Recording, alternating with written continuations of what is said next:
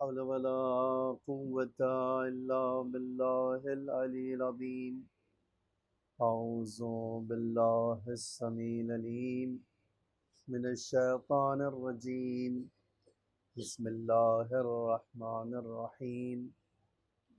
الحمد لله الذي لا يبلغ مدحته القائلون ولا يحصي نعماءه العادون ولا يودي حقه المجتهدون الذي ليس لصفته حد محدود ولا نعت موجود ولا أجل ممدود فطر الخلائق بقدرته ونشر الرياح برحمته ووتدا بالصخور ميدان أرضه ثم الصلاة والسلام والتحية والإكرام على بشير النذير والسراج المنير حبيب إله العالمين أبي القاسم المصطفى محمد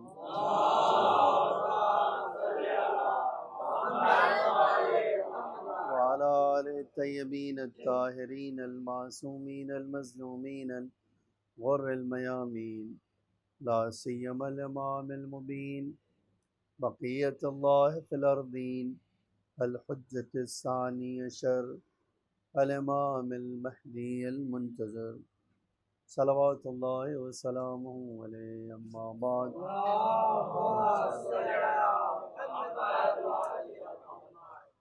أما بعد فقد قال الله تعالى في محكم كتابه المجيد وفرقانه الحميد وقوله الحق. بسم الله الرحمن الرحيم. ونريد أن نمن على الذين استضعفوا في الأرض ونجعلهم أئمة ونجعلهم الوارثين. صلوات پڑھیے.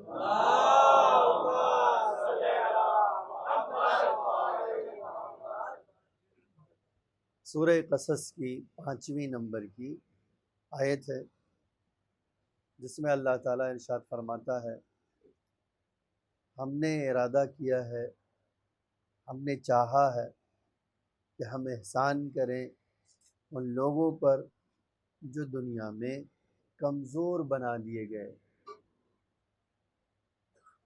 جن کے اوپر ظلم ہوا ہے، جن کے حقوق کو پامال کیا گیا ہے، جن کو روئے زمین پہ ستایا گیا ہے. ہم انہیں ان پر احسان کرنا چاہتے ہیں. وَنَجْعَلَهُمْ أَئِمَّةً، اور ہم انہیں امام بنائیں گے.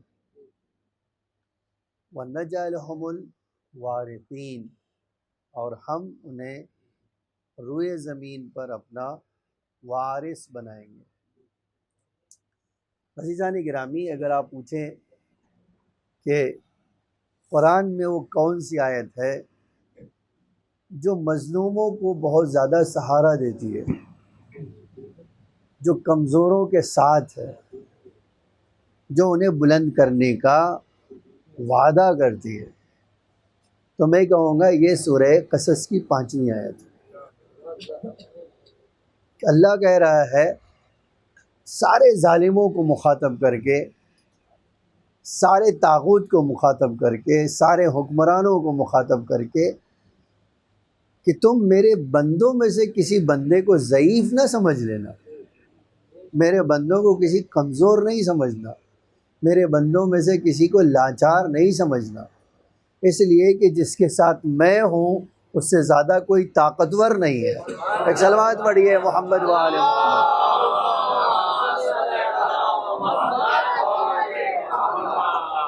اب جو آدمی یہ سوچتا ہے کہ نہیں ایسا نہیں ہے، اس کے لیے ضروری ہے کہ وہ اپنے ارادے کو، خدا کے ارادے کو ایک بار جانچ لے. اللہ کہتا ہے میرا ارادہ ہے، میں نے چاہا ایسا.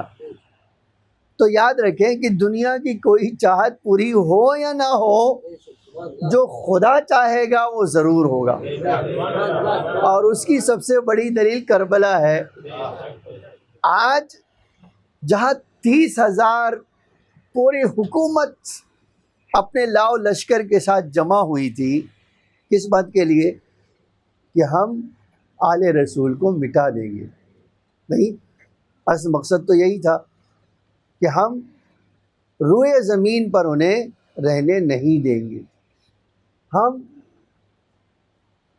ان کے ساتھ ان کو قتل کر کے کیا کریں گے؟ اپنی حکومت اور مضبوط کر لیں گے۔ لیکن ہوا کیا؟ ان کی حکومت تارے عنکبوت سے زیادہ کمزور نظر آئی۔ آج میں جب یہ سوچتا ہوں، لوگ کہتے ہیں کہ مثال کے طور پہ کہ کہتے ہیں کہ دیکھیے یزید بڑا طاقتور بادشاہ تھا، بڑے بڑے محل بنا لیے تھے، بڑی فوج جمع کر لی تھی، بڑے وحشی درندوں کو اکٹھا کر لیا تھا۔ کس لیے؟ کہ اپنے زعم ناقص میں جب میں یہ طاقت جمع کر لوں گا تو میرے سامنے کوئی سر نہیں اٹھا سکے گا۔ نہیں، یہی تو مقصد تھا، سارا مقصد اس کا یہی تھا کہ میرے پاس جب طاقت ہوگی، قوت ہوگی، اور میرا جو جاہ و حشم ہوگا، دنیاوی تمطراق ہوگا، تو میرے سامنے کوئی کھڑا نہیں ہو سکے گا، اور میرے سامنے ہر ایک کمزور بن جائے گا۔ نہیں، اسی کو کہتے ہیں کمزور کرنا، اسی کو تو کہتے ہیں کمزور کرنا، کہ میں اپنی طاقت کے بلبوتے پر کسی کو جھکانے کی کوشش کروں، یہی تو کہتے ہیں کمزور کرنا۔ نہیں، اللہ کہتا ہے کہ جتنے بندے میرے ہیں، میرے بندے ہیں، اور کوئی حکمرانہ، کوئی طاقت انہیں کمزور کرنا چاہے گی تو میرا ارادہ ہے انہیں امام بناؤں گا، انہیں تابع بناؤں گا۔ دیکھیے، ایک کو امام بناؤں گا اور ایک کو ان کا تابع بناؤں گا۔ اسی لیے جب ہم واقعہ کربلا دیکھتے ہیں نا، تو یہ ہمارے لیے بڑا واضح ہو جاتا ہے کہ امام حسین کربلا میں یوں ہی نہیں کہہ رہے تھے کہ اللہ تو ہمارے ساتھ ہے، اور ہمارے ساتھ ہونے کی دلیل یہ ہے کہ ساری طاقت اکٹھا کر لیا ہمیں مٹانے کے لیے، لیکن وہ خود مٹ گئے، آج تک حسین زندہ۔ ایک صلوات پڑھیے محمد وآل محمد۔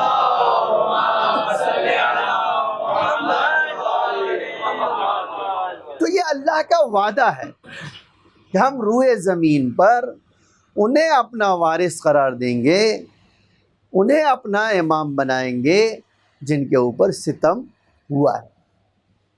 اب پوری تاریخ انسان پڑھ لے، آل رسول کو خداوند عالم نے اتنی طاقت دی تھی کہ ان کے مقابلے میں کوئی ٹک نہیں سکتا، آج بھی نہیں ٹک سکتا ہے، لیکن انہوں نے کبھی اپنے لیے اپنی طاقت کو استعمال نہیں کیا، کبھی بھی انہوں نے یہ کام کیا ہی نہیں کہ جو اللہ نے انہیں طاقت دی تھی اس کو اپنے لیے استعمال کر لیا ہو۔ آج ہم کربلا جب پڑھتے ہیں تو کربلا میں امام حسین اگر چاہتے تو اپنی طاقت استعمال کر لیتے، لیکن امام حسین نے یہ کام نہیں کیا۔ انہوں نے جو خدا نے طاقت دی تھی اس کا استعمال ہی نہیں کیا، بلکہ امام حسین نے ساری چیز کو جمع کر کے ایک کام کیا۔ وہ کام کیا کیا؟ امام نے وہ کام یہ کیا کہ میں بتانا چاہتا ہوں، میں تمہیں اپنے علم سے، اپنی شان سے، اپنے ترکیب سے، اپنی حکمت سے ایک کام کرنا چاہتا ہوں۔ وہ کام کیا ہے جو امام کرنا چاہتے تھے؟ کہتے تھے، امام کہتے ہیں میرا کام ہے اللہ کے اس حکم کو استعمال کر کے بندہ بن جانا، اور اللہ کا کام کیا ہے؟ اللہ اپنے بندے کی بندگی کو دیکھ کر اس کو سربلند کرنا۔ ایک ہی کام امام نے ہمیں کربلا سے سکھایا، میرا کام ہے بندہ بن جانا، خدا کا کام ہے ذرے کو آفتاب بنانا۔ یہ اللہ کا کام، یہ اللہ کا نظام ہے۔ یہی وجہ ہے کہ جب ہم یہ آیت پڑھتے ہیں تو اس آیت میں ایک گہرا فلسفہ پایا جاتا ہے، ایک عظیم فلسفہ پایا جاتا ہے۔ وہ کیا ہے؟ ہمارے لیے آؤ اگر ہمارے لیے تمہیں کسی نے ستایا ہے تو تم صبر کرو، تم ہمارے لیے برداشت کرو، تم ہمارے لیے جھیل جاؤ۔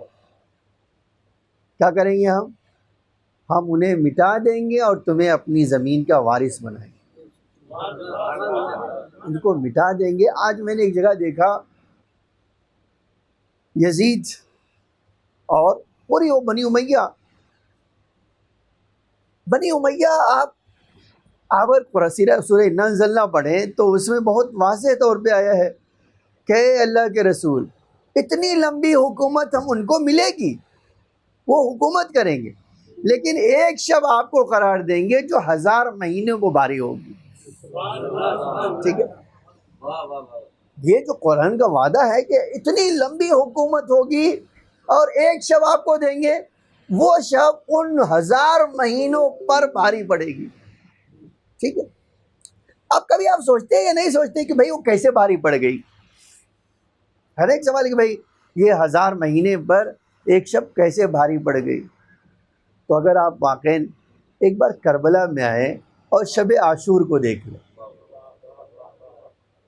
ایک طرف آپ کو لگتا ہے شب عاشور بڑے غم کی شب ہے، یہ سچ بات ہے، غم کی شب ہے، لیکن وہ کمالات کی بھی شب ہے۔ جہاں غم کی ہے وہیں کمالات کی بھی شب ہے، اس لیے کہ ایک ہی شب میں امام حسین نے ایک ایسا پروگرام بنا دیا، ایک ایسا مشن پیش کر دیا جس سے ہمیشہ بنی امیہ دفن ہو گئے، آل رسول اوپر آ گئے۔ آج اس کی دلیل آپ کا بیٹھنا خود ہے، آپ یہاں بیٹھے ہیں، خود دلیل ہے کہ بنی امیہ دفن ہو گئے، حسین زندہ ہے۔ عزیزان گرامی، میں ایک بات کی طرف ایک حدیث سنانا چاہتا ہوں اور آج آنا چاہتا ہوں کہ بتائیے آپ، اللہ نے جو آپ کو اور مجھے خصوصیت عطا کی ہے اس کو شاید آپ سمجھتے بھی نہیں۔ ایک حدیث پڑھتا ہوں، آپ دیکھیے، امام صادق فرماتے ہیں،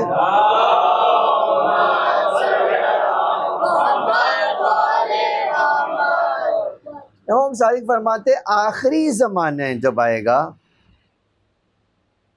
تو جو اس زمانے میں مومن ہوں گے وہ ہمارے زمانے کے مومنوں سے 25 گنا زیادہ ثواب رکھتے ہیں۔ اب آپ خالی مقایسہ کیجئے، آج آپ نماز پڑھے اور امام صادق کے زمانے میں کوئی نماز پڑھے، امام کہتے ہیں وہ آخری زمانے والوں کی نماز 25 گنا زیادہ ثواب رکھتی ہے ہمارے زمانے والوں سے۔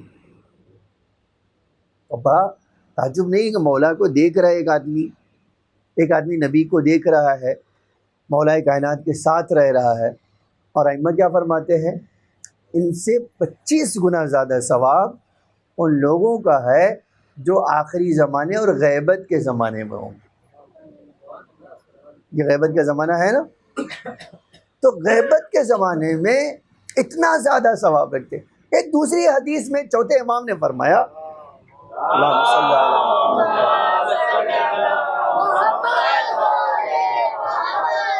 ابو خالد کابلی سے، یہ ابو خالد کابلی امام کے بڑے گہرے صحابیوں میں سے ایک ہے۔ امام نے فرمایا، اے ابو خالد، غیبت کے زمانے میں جو ہمارے شیعہ ہوں گے وہ اب تک، آپ ذرا یہ الفاظ، افضل من کل زمان، امام فرماتے ہیں کہ وہ اتنے فضیلت والے ہیں کہ ہر زمانہ جو گزر چکا ہے ان سب سے زیادہ فضیلت رکھتے ہیں۔ ابھی آپ سوچئے کہ ہم 1400 سال تو گزر ہی رہا ہے اسلام کو آئے ہوئے، ہے نا؟ امام فرماتے ہیں وہ سب سے افضل لوگ ہیں جو اس زمانے میں، کس زمانے میں؟ کیا غیبت کے زمانے میں۔ پھر فرمایا ان کی 2 خصوصیت ہے۔ پوچھا انہوں کیوں اتنا بلند بنائے گئے وہ؟ تو 2 خصوصیت امام نے بتائی۔ ایک فرمایا اس لیے کہ قائلین بامامتہ، کیونکہ وہ 12 کے 12 امام کو ماننے والے ہیں۔ یہ جو ان کی فضیلت ہے، ایک فضیلت یہ ہے کہ وہ 12 کے 12 امام کے ماننے والے ہیں۔ اچھا یہ سمجھ میں آتا ہے چوتھے امام نے فرمایا تو اس وقت تک چوتھے 4 ہی امام آئے تھے، ماننا تو پہلے دن سے 12 کو ہے، ماننا تو جس دن رسول اللہ نے اعلان کیا اسی دن سے 14 معصوم کو ماننا ہے، لیکن امامت کا زمانہ تو چوتھے امام پر ہے تو چوتھے امام تک تو آئے ہیں، ابھی تو 8 امام کا اور آنا باقی تھا۔ امام کہتے ہیں کہ وہ آخری زمانے والے جو ہر زمانے سے افضل ہیں وہ ہر امام کی امامت کو مانتے، ٹھیک ہے، قائلین بے امامت ہے۔ دوسری بات جو امام نے فرمایا دوسری صفت ان کی، دوسری خصوصیت ان کی یہ ہے کہ وہ المنتظرین لامامتہ، اپنے امام کا انتظار بھی کر رہے ہیں، یعنی خالی مانتے ہی نہیں ہیں بلکہ آخری امام کا انتظار کر رہے ہیں۔ اور اس کے بعد والا جملہ فرمایا کہ یہ ہے ان کے فضیلت، کمال صاحب کمال ہونے کی وجہ یہ ہے۔ فرمایا ان کے نزدیک، یعنی جو ہماری امامت اور 12 اماموں کے ماننے ہوئے والے ہیں اور 12ویں امام کا انتظار کر رہے ہیں، ان کی سب سے اہم خصوصیت یہ ہے کہ امام موجود نہیں بھی ہے اس کے باوجود ان کے لیے کوئی فرق نہیں پڑتا ہے۔ کیوں؟ اس لیے کہ ان کو اپنے امام پر اتنا بھروسہ ہے کہ غیبت اور حضور میں کوئی فرق ہی نہیں ہے، یعنی ان کا یقین، ان کا بھروسہ اپنے امام پر اس قدر ہے کہ غیبت میں ہونے کے باوجود ان کو لگتا ہے کہ ہمارا امام ہمارے سامنے ہے، ٹھیک ہے۔ اب اس سے کیا پتہ چلتا ہے؟ مجھے اور آپ کو 2 چیز اپنے کلیجے سے لگائے رکھنا چاہیے، وہ کیا ہے؟ ایک 12 اماموں کی امامت، ٹھیک ہے، اور دوسرا کام جو ہے میں اپنے امام کا اس طرح انتظار کروں کہ اگر امام ظاہر بھی ہو جائیں تو کوئی فرق نہ پڑے، ٹھیک ہے۔ دیکھیے یہ آج کے زمانے میں یہ دونوں چیزیں بڑی فضیلت کے، میں نے کہا کہ امام علی اور امام صادق اور چوتھے امام بتا رہے کہ اتنی فضیلت ہے، لیکن جو چیز سے امام ڈرتے تھے نا اس میں ایک چیز یہ بھی ہے، جہاں بہت زیادہ کمال ہوگا وہیں سب سے زیادہ خطرہ ہوگا گرنے کا۔ دیکھیے یہ ہمیشہ یہ ہوتا ہے، جتنی قیمتی چیز آپ کے پاس ہوگی اتنا ہی اس کی حفاظت کے لیے آپ کو جان کی بازی لگانا پڑے گی۔ آج آپ آرام سے سوتے ہیں لیکن اگر ڈھیر ساری اللہ دولت دے دے آپ کی نیند چلی جائے گی، کیوں؟ کیونکہ اب دن رات سوچیں گے اس کو میں بچا کے کیسے رکھوں، ہے نا یہ بات۔ لیکن مجھے اور آپ کو شاید اندازہ نہیں ہے کہ ہمارے پاس ایک ایسی چیز ہے جو دنیا کی ہر شے سے قیمتی ہے، وہ اہل بیت کی ولایت۔ اب یقینی بات ہے کہ جب ایسی قیمتی چیز ہمارے پاس ہے تو اس کی حفاظت بھی قیمتی ہے، اسی لیے امام فرما دیتے ہیں کہ مجھے جو آخری زمانے میں سب سے زیادہ ڈر لگتا ہے وہ ڈر اس بات کا ہے، آپ بھی سوچئے کہ بھئی وہ ڈر کس بات کا ہے، کہتے مجھے ڈر ہے کہ کہیں ان کا ایمان کوئی چھین نہ لے، مجھے سب سے زیادہ ڈر ہے کہ کہیں ان کا ایمان کوئی چھین نہ لے۔ اب ایک واقعہ سناتا ہوں، آپ دیکھیے، اگر آپ اور میں واقعاً جو ہے اہل بیت کی ولایت کو مانتے ہیں، ٹھیک ہے، اور ہم اہل بیت کی جو ولایت کو مانتے ہیں تو خالی مانتے ہی نہیں ہیں، دیکھیے ایک بار ماننا ہوتا ہے اور ایک بار اس ولایت میں کھو جانا ہوتا ہے۔ ماننے اور کھو جانے میں بہت فرق ہے، ٹھیک ہے۔ ایک بار میں زمان سے کہتا ہوں مولا میں آپ کو بہت چاہتا ہوں، ایک بار چاہنے کی دلیل بھی پیش کرتا ہوں، ٹھیک ہے۔ آج اگر واقعی ہم مثال دیکھیں تو یہ سب کربلا میں ہمارے لیے یہ سب مثالیں بہت تھی۔ زہیر آ کر کہہ رہا مولا ایک بار نہیں، اللہ ہمیں 1000 بار جان دے اور ٹکڑے ٹکڑے کر دیے جائیں پھر زندہ ہوں گے تو یہی کام کریں گے، کوئی اور کام نہیں کریں گے، آپ کے ساتھ پھر سے آئیں گے، آپ اپنی زندگی میں آپ کی طرف ایک پتھر اور ایک تیر نہیں آنے دیں گے۔ یہ کس بات کی بات تھی؟ مانتے بھی تھے ان کی محبت اتنی طاقتور تھی کہ وہ مرنا ان کے لیے بڑا آسان ہو گیا تھا۔ آپ کبھی سوچئے کہ جو 17 دن کی شادی کر کے آیا ہے وہ کہہ رہا مولا مرنا تو آپ کے اس لیے آپ کے قدموں میں فخر کی بات ہے۔ تو یہ کیا چیز تھی جو ان کو لے آئی؟ ایک محبت، اور ایسی محبت جس پہ ہر چیز کو قربان ہے نا۔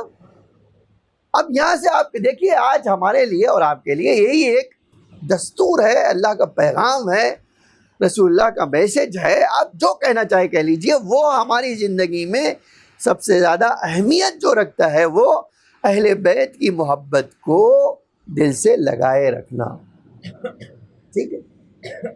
آج امام زمانہ علیہ السلام کی حکومت ہے،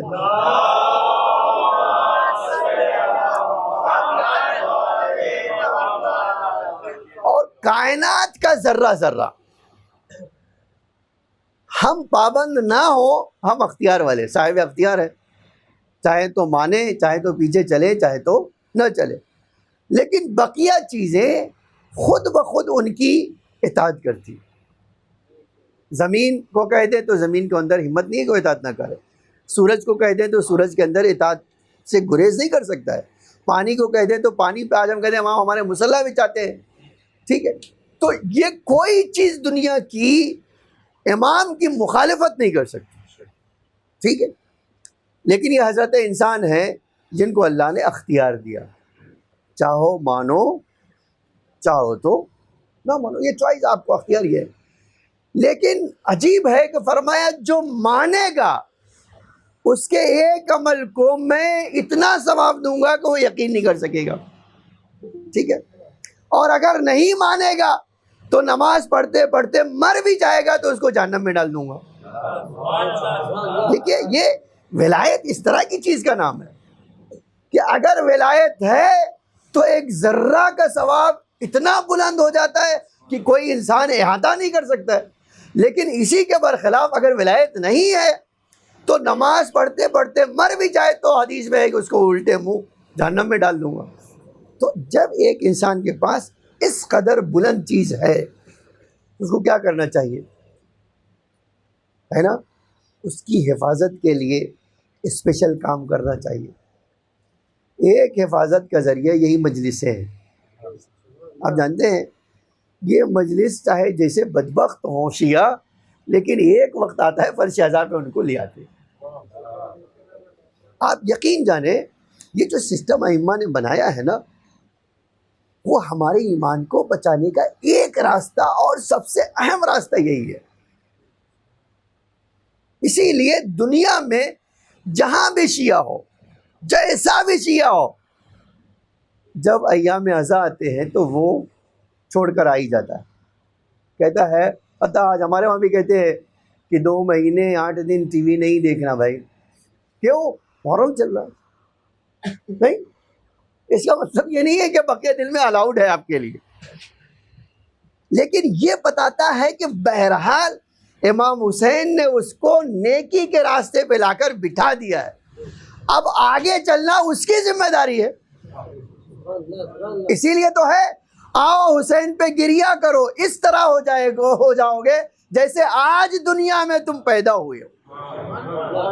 اب اس کے بعد شروع کرنا تو تمہارا کام ہے نا، اپنی زندگی کہاں سے شروع کرنا چاہتے ہو، کہاں لے جانا چاہتے ہو، یہ تمہارے اوپر ہے، میرے اوپر ہے، کسی اور کے اوپر نہیں ہے۔ تو اللہ نے یہ ولایت ہمیں دی تھی کہ اس کو بچا کے رکھو، پھر بچانے کا طریقہ خود ہی فراہم کیا کہ یہ محفوظ رہے۔ لیکن بہرحال اسی لیے مرحوم میں کافی ایک جملہ کہتے تھے ولایت سے اگر کوئی ایک دھاگے سے بھی جڑا ہے نا تو تم یہ معمولی نہیں سمجھنا، ایک دھاگے سے بھی کوئی اگر ولایت سے جڑا ہے تو اس کو معمولی نہیں سمجھنا۔ پوچھتے ہیں کیوں؟ کہتے ہیں یہ دھاگے میں اتنی طاقت ہے نا کھائی میں سے بھی باہر نکال لے گی، کھائی میں سے بھی باہر نکال لے گی۔ میں امام زمانہ تک پہنچ گیا تھا، میں ایک جملہ خالی ان کا لانا چاہتا تھا، آپ آج سن لیجئے اور اندازہ کیجئے کہ یہ ولایت جو ہے، آپ جانتے ہیں کہ امام زمانہ صاحب آج غیبت میں ہیں، ان سے زیادہ کوئی اپنے شیعوں کا دھیان نہیں رکھ سکتا ہے، رکھ سکتا ہے؟ وہ تو کہنے میں نے کہا کائنات ان کو فالو کرتی ہے، کائنات ان کے پیچھے پیچھے چلتی ہے۔ اللہ نے خود کہا ہے اگر مجھ سے محبت کرتے ہو تو ان کی اتباع کرو، جتنا میری محبت تمہارے دل میں زیادہ ہے اتنی ہی ان کی اطاعت بڑھنی چاہیے۔ تو اللہ کی محبت اگر دل میں ہے ہمارے، تو ہمارے وجود میں امام کی اطاعت بڑھنی چاہیے۔ غیبت میں امام ہے تو ہم ہمارے ذہنوں میں ایک معنی ہے کہ ہم جب کہتے ہیں مولا غائب ہے تو ہم سوچتے ہیں کہ مولا ہمیں نہیں دیکھ رہے، ہم مولا کو دیکھ رہے ہیں۔ یہ عام تصور ہے کہ مولا ہمیں دیکھ ہی نہیں رہے، غیبت ہی نہیں، غائب ہے وہ۔ لیکن اے میرے بھائی، ہم غائب ہیں، مولا ہمارے غائب نہیں ہے۔ یعنی کیا؟ یعنی یہ کہ وہ جہاں بھی ہیں اپنے شیعوں کو دیکھتے ہیں۔ یہ شیعہ ہے جو انہیں نہیں دیکھ رہے۔ کیوں نہیں دیکھ رہے؟ میں ایک روایت کا جملہ نقل کرنا چاہتا ہوں۔ امام نے فرمایا یحبسو عنا، کہتے یہ چیز جو مجھے میرے شیعوں کو مجھ سے دور رکھے ہوئے ہے ان کے برے اعمال کی بنا پر ہے۔ جس دن میرے شیعوں کے اعمال اچھے ہوں گے وہ کیا ہوگا؟ یہ حجاب ہمارے درمیان سے ہٹ جائے گا، وہ ہمیں دیکھ سکیں گے۔ تو آج جو مجھے امام سے دور کیے ہوئے ہے وہ میرے گناہ ہیں۔ اسی لیے یہ جو میں نے آپ سے کہا کہ فرش ازا کو ائمہ نے بچھایا تھا اور کہا تھا کہ تمہارے آنکھوں سے ایک ذرہ بھی آنسو نکلے گا تمہارے گناہ دھل جائیں گے۔ اسی لیے دھلنا چاہیے، بار بار دھلنا چاہیے تاکہ ہم پیور ہو جائیں، اور ہماری یہ گندی آنکھیں جب صاف اور پاک و پاکیزہ ہو جائیں تو ہم امام کے چہرے انور کو دیکھ سکیں۔ اس میں کتنی چاہیے؟ اب ایک جملہ نقل کرنا چاہتا ہوں۔ دیکھیے، اسی دنیا میں ہمارے جیسے اور آپ کے جیسے انسان ہیں جنہوں نے اپنے آپ کو گناہوں سے دور کر لیا ہے، اور نتیجے میں کیا ہے؟ وہ امام کو دیکھتے ہی نہیں ہے خالی، بلکہ دعائے عہد میں ہم یہ جملہ پڑھتے ہیں اللہم اعنا علی تادیت حقوقہ الیہ والاجتہاد فی طاعتہ۔ اے اللہ مجھے توفیق دے کہ میں اپنے امام کا حق ادا کر سکوں اور کوشش کروں کہ ان کی اطاعت زیادہ سے زیادہ کر سکوں۔ ٹھیک ہے؟ اور آخر میں جملہ ہے وَمْنُنْ عَلَيْنَا بِرَضَا، اے اللہ ہم پر احسان کر دے کہ امام کو ہم سے خوش کر دے، امام ہم سے راضی ہو جائے۔ ٹھیک ہے؟ امام راضی کیسے ہوگا؟ میں نے کہا امام کا ایک ہی قانون ہے جو راضی ہونے کے لیے، وہ کیا ہے؟ امام کہتے تم گناہوں سے دور ہو جاؤ، تمہیں ہمیں ڈھونڈنے کی ضرورت نہیں پڑے گی، ہم تمہارے تک خود آ جائیں گے۔ عزیزان گرامی، جب ہم یہ عزاداری کریں تو ایک مقصد کبھی نہ بھولیں کہ امام حسین علیہ السلام نے کربلا میں قربانی دی تھی تاکہ بے دینوں کو دین پر لایا جا سکے۔ نہیں، جو دین مٹانا چاہ رہے تھے امام نے قربانی دے کر دین کو بچایا۔ کیوں بچایا؟ تاکہ آنے والی نسلیں دین پر چل سکیں۔ نہیں تو آج جب ہم عزاداری کرتے ہیں، امام حسین پہ گریہ کرتے ہیں، ہمارا فریضہ نہیں ہے کہ ہم وارث زہرا یہ صاحب عزا کو اپنی عزا میں بلائیں، نہیں، فریضہ ہمارا ہے جو سب سے زیادہ غم زدہ ہے اسی کو فرش عزا سے دور رکھے اپنے۔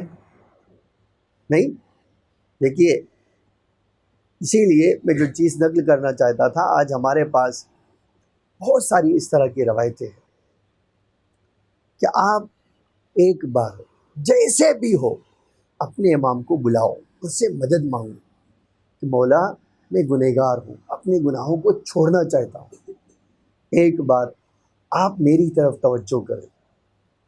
کیا ہوگا؟ مولا اگر آپ توجہ کرو گا میں بدبخت ترین انسان رہوں گا تو بھی حر بن جاؤں گا۔ آپ دیکھو، یہ کوئی معمولی مسئلہ نہیں تھا کہ امام حسین نے، اس سے بڑے تو مجرم نہیں ہیں ہم، ہیں ان سے بڑے مجرم۔ حر نے جو کیا تھا وہ تو ہم نے نہیں کیا ہے نا۔ جب ہم نے نہیں کیا ہے وہ، تو جب ان کا امام، ان کے جد جو ہے ایک ایسے مجرم کو معاف کر سکتے ہیں، تو ہم جیسے گنہگار اگر جائیں امام کے پاس کہ مولا ہم بھی معافی چاہتے ہیں، ہم بھی معافی چاہتے ہیں، تو کیا سوچتے ہیں آپ امام معاف نہیں کریں گے؟ اور خاص طور سے آپ اس وقت کہیں، جانتے ہیں کہ امام زمانہ علیہ السلام کو کیا چیز پسند ہے؟ ایک چیز جو امام زمانہ علیہ السلام کو پسند ہے وہ یہی حسین کا غم ہے۔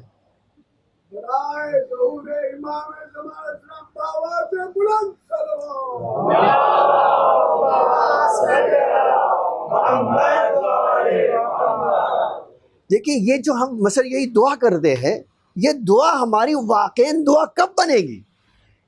ایک طرف سے آپ کہیں کہ مولا آپ آ جائیے، اور دوسری طرف کیا کریں؟ وہ کام کریں جو امام کو آنے سے رکاوٹ کا سبب ہے۔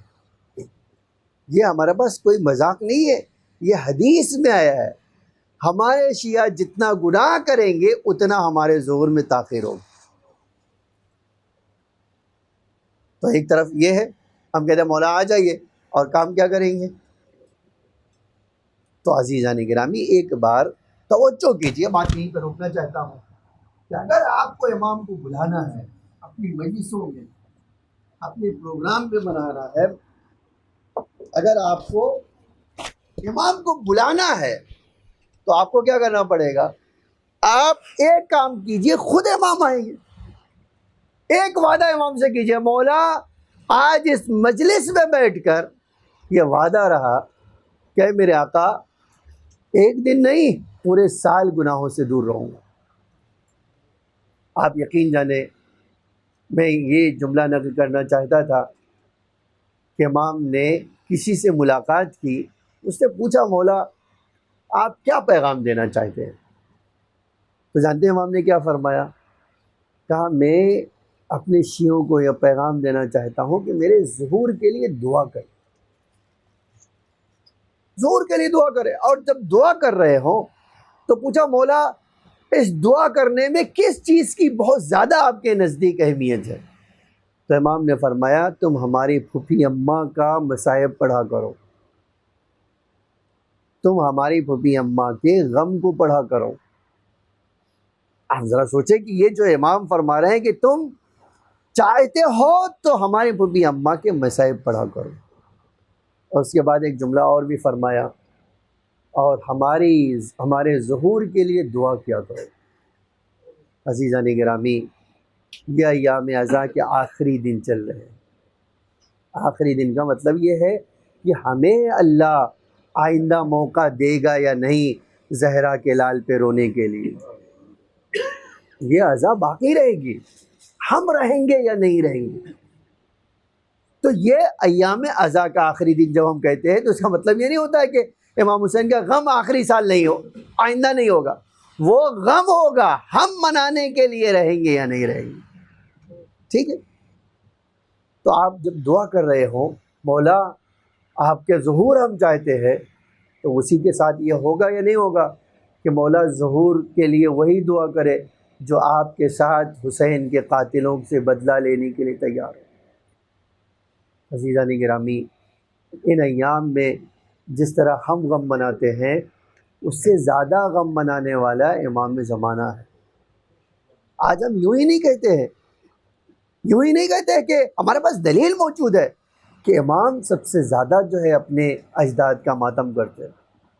ہم تو ایک بار سنتے ہیں مولا تمہارے اوپر یہ ظلم ہو گیا، نہیں، لیکن امام زمانہ علیہ السلام کے لیے بڑا عجب جملہ ملتا ہے کہ وہ سنتے نہیں ہیں، جب کربلا جانتے ہیں تو وہ منظر خود اپنی آنکھوں سے دیکھتے ہیں۔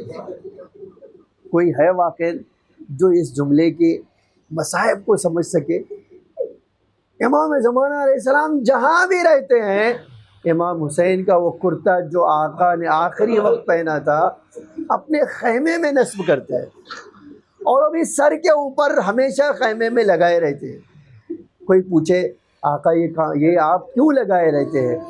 کہتے ہیں میں اسی لیے تو یہ جملہ ملتا ہے، اے میرے جد مظلوم میں آپ پر صبح و شام ماتم کرتا ہوں، جب میرے آنسو خشک ہو جاتے ہیں تو میں آپ پر خون کے آنسو روتا ہوں۔ یہ بڑا عجیب جملہ ہے۔ پھر آپ اسی امام زمانہ علیہ السلام سے پوچھیں مولا آپ کو کون سا مصائب سب سے زیادہ پسند ہے؟ تو میں نے بڑے بڑے علماء سے کوئے کہتے ہوئے سنا کہ امام نے خود فرمایا اس سے بڑا کوئی ہم پر مصیبت، اس سے بڑی کوئی ہم پر مصیبت نہیں کہ ہماری پھوپھی اماں اسیر ہو کر ایک شہر سے دوسرے شہر گئی۔ ارباب اعضاء، اس لیے کہ جب بھی کوئی امام سجاد سے پوچھتا تھا کہ آقا آپ کے اوپر سب سے زیادہ ستم کہاں ہوا، تو یہ نہیں کہتے تھے کربلا میں ہم پر سب سے زیادہ ستم ہوا، کہتے تھے الشام الشام الشام۔ پوچھتا تھا راوی مولا شام میں کیا ہو گیا، کہتے تھے آل رسول شام میں بکھر گئے جس طرح تسبیح کا دانہ بکھر جاتا ہے۔ کسی نے مدینے میں آ کر کہا آقا 38 سال ہو گئے آپ رو رہے ہیں، 38 سال سے رو رہے ہیں، اے میرے آقا کب تک روئیے گا، آخر شہادت تو آپ کے گھر کی میراث ہے میرے آقا۔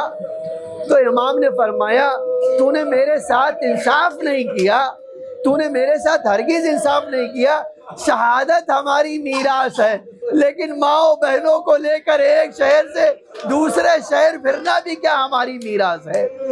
ارباب اعضاء، آپ آج یہاں جمع ہوئے ہیں حسین کا ماتم کرنے کے لیے، زہرا کو پرسہ دینے کے لیے۔ کبھی آپ سوچتے ہیں زہرا کتنی مظلومہ ہے، آپ ہماری شہزادی کتنی مظلومہ ہے؟ جب یہ مصائب آپ سنتے ہیں تو مجھے نہیں لگتا آپ کیا احساس کرتے ہیں، لیکن اماموں سے پوچھئے کہ مولا آپ کی ماں جب روتی ہے تو آپ کیسا احساس کرتے ہیں؟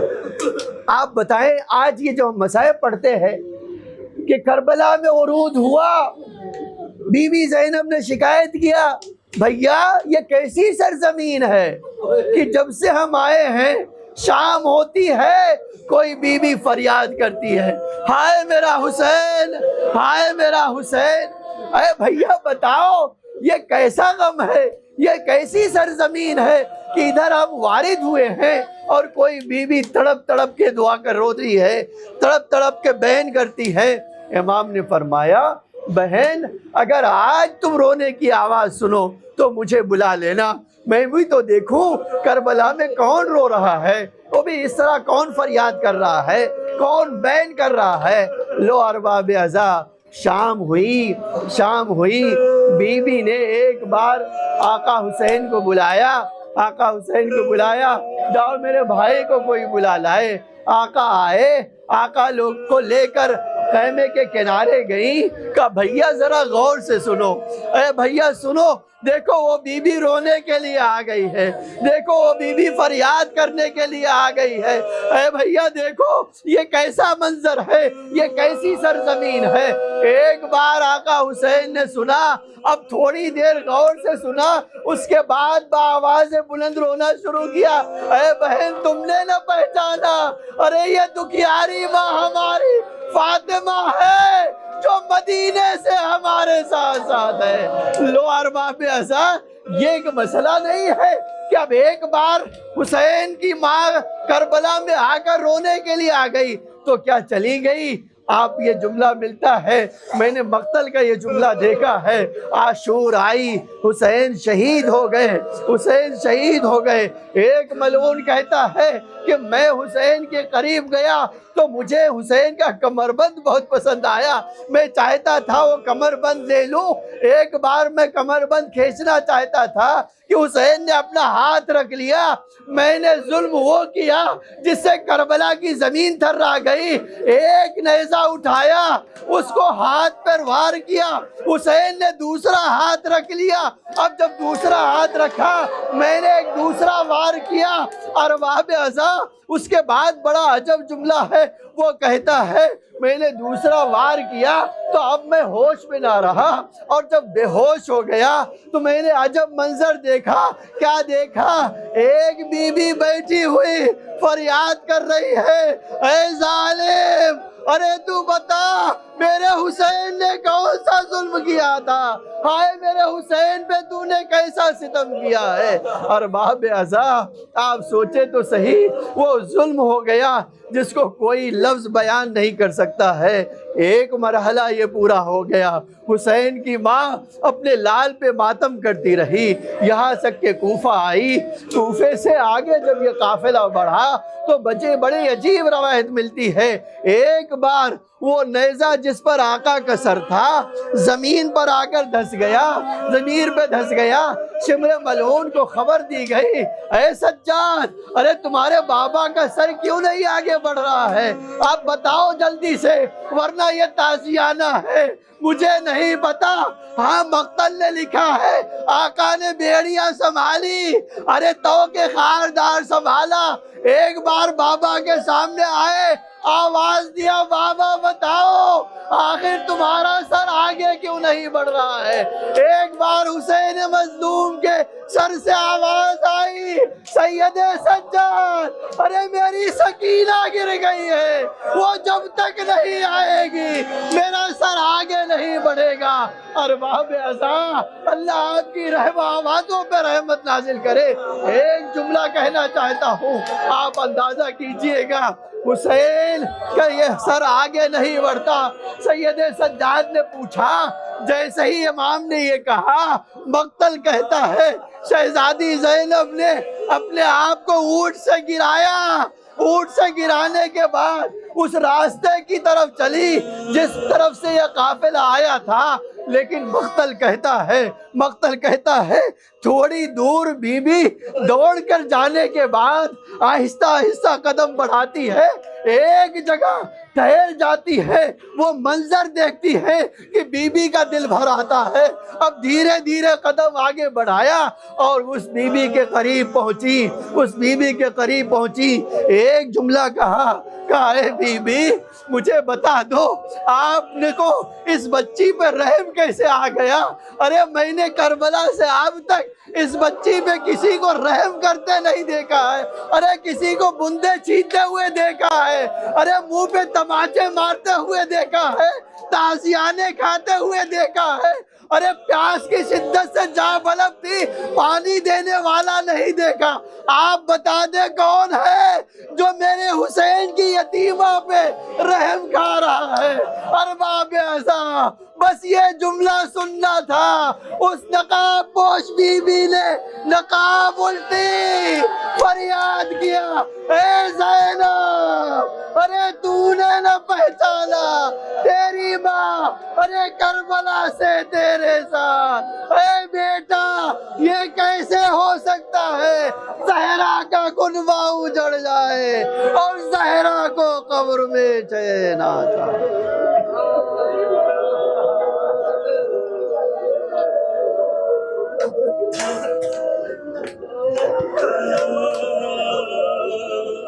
لا لعنت اللہ علی القوم الظالمین، سیعلم الذین ظلموا ای منقلب ینقلبون۔ اے اللہ تجھے محمد اور آل محمد کا واسطہ ہمارے پرسہ امام کی بارگاہ میں پیش فرما۔ اے اللہ ہماری مختصر سی عزا کو قبول فرما۔ اے میرے معبود، ہم حاجت مند ہیں، محمد اور آل محمد کے صدقے میں ہماری حاجتوں کو قبول فرما۔